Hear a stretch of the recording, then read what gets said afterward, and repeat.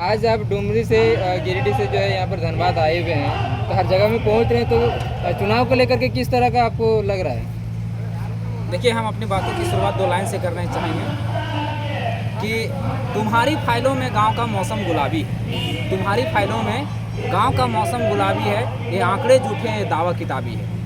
आज देख रहे हैं कि झारखंड सरकार कह रही है कि हम युवाओं को 5 लाख नौकरी देंगे, लेकिन 3.5 साल कार्यकाल बीत जाने पर आज 5 युवाओं को भी नौकरी नहीं मिल पाया सही से।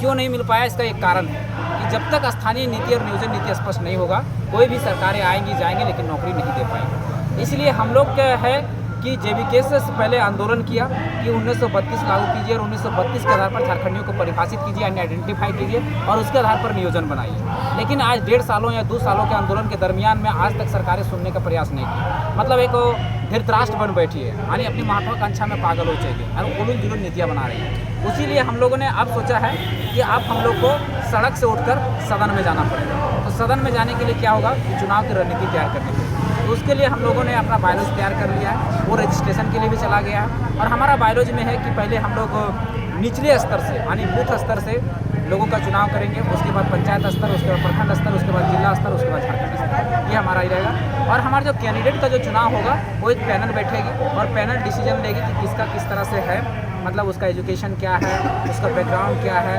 उसका मार्केट में कितना पकड़ है, लोग उसको कितना चाहते हैं, उसमें नॉलेज कितना है, ये सारी चीज़ें प्रक्रिया रहेगी एक कैंडिडेट को चुनने। दादा में जो जनसभा हुआ था उस बीच कईयों के ऊपर जो है एफआईआर हुआ था, आपके ऊपर, टाइगर जयराम मोती जी के ऊपर और भी कई वक्ताओं या फिर वहाँ के कमेटी के ऊपर, इस पर क्या कहेंगे और अभी तो उसका परिणाम क्या निकला कुछ? देखिए, हम लोग बात किए हैं, थाना प्रभारी से भी बात किए हैं। तो थाना प्रभारी से बात किए तो बोले कि हाँ केस खारिज हो जाएगा, लेकिन अगर केस खारिज नहीं होता है तो हम बाकायदा हमारे फ़ोन में है, हम लेटर भी जारी कर लिए, लेटर भी बना लिए, सारा चीज़ बायोलॉजी भी तैयार है। हम लोग मानवाधिकार आयोग के पास जाएंगे, वो नहीं सुनेंगे, राज्यपाल के पास जाएंगे, राज्यपाल नहीं होगा तो हम लोग चीफ जस्टिस ऑफ इंडिया के पास जाएंगे। मतलब तमाम जितने तरीके हैं कि ये फॉल्स केस है, केवल फॉल्स से पूरी तरह से एक षड्यंत्र के तहत हमारे लोगों को, हमारे युवा पीढ़ी को फंसाया जा रहा है। तो वो जितनी प्रक्रियाएं, क्योंकि ये सिस्टम जो है, इस सिस्टम में हर कोई ना कोई किसी ना किसी का बाप होता है सिस्टम में। जैसे अगर थाना प्रभारी के बाप डीएसपी है, डीएसपी का बाप डीसी है, डीसी के बाप और भी महानिदेशक है, महानिदेशक के बाप मुख्यमंत्री है, चाहे मुख्यमंत्री बाप राज्यपाल है, राज्यपाल के राष्ट्रपति है। इस तरह से सिस्टम में मतलब हर किसी का एक बाप है और मिला जुला के सबसे ऊपर संविधान और संविधान के ऊपर जनता है। तो हम लोग जनता है, आम जनता है, आम जनता से बड़ा कोई है ही नहीं, तो हम लोग लड़ेंगे। टाइगर जयराम महतो का आप लोग सिक्योरिटी का मांग कर रहे हैं, कुछ लेटर वायरल हो रहा था व्हाट्सएप ग्रुप में, क्या सच्चाई है? हाँ, हमारे कुछ साथियों ने जयराम दा को जैसे धमकी मिल रहा है और कोयला क्षेत्र में, कोयला माफियाओं वाला क्षेत्र में, तांबा अबरक वाला क्षेत्रों में जा रहे हैं, तो जो माफिया वहाँ सक्रिय हैं, जो काली कमाई कर रहे हैं, तो कहीं ना कहीं जयराम दा को टारगेट किए हुए हैं। तो इसलिए हम लोग बहुत सारे साथी मांग कर रहे हैं कि हमारे जो झारखंडी भाषा खतियान संघर्ष समिति के जो अध्यक्ष हैं उनको वाई ग्रुप या जेड ग्रुप की सुरक्षा मुहैया कराया जाए। अगर वो नहीं हो पाता तो कम से कम 10-12 गार्ड दिया जाए।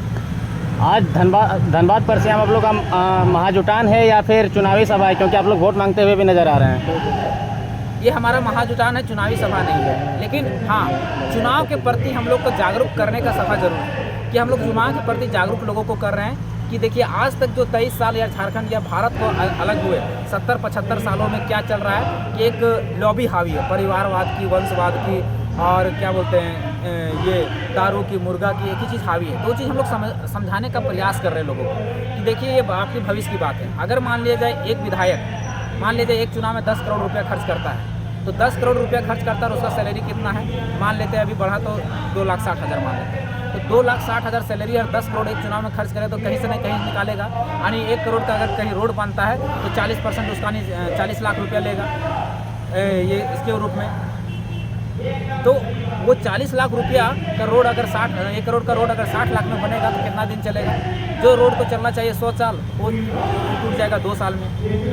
तो उस चीज़ को सुधार करना पड़ेगा। ये हमारा जुटान करने का उद्देश्य है कि लोगों को नेपोटिज्म यानी परिवारवाद और दारू मुर्गा के प्रति जागरूक करना है कि आने वाला पीढ़ी में आप जिसको भी वोट दीजिए लेकिन दारू मुर्गा पर नहीं दीजिए, तभी आप सवाल खड़ा कर पाएंगे, तभी आप सवाल पूछ पाएंगे। सरकार 32 के मुद्दे पर फिर से वापस आ रही है, क्या लगता है आंदोलन का असर है या फिर सरकार का नियत ही है 32 लागू करने का? नहीं, एकदम नियत नहीं है, एकदम तिनका भर भी नियत नहीं है। ये जो गठबंधन की सरकार है, जो महागठबंधन की सरकार है, इसका 32 को लागू करने का एकदम जरा सा भी मंशा नहीं है। इसका हम पूरा उदाहरण प्रस्तुत करेंगे। जब ये झारखंड सरकार 2019 के चुनाव में आई थी, जिसका पहला मैनिफेस्टो में ही शामिल है कि हम जैसे ही आएंगे 1932 के खतियान आधारित स्थानीय नीति लागू करेंगे और नियोजन नीति लागू करेंगे।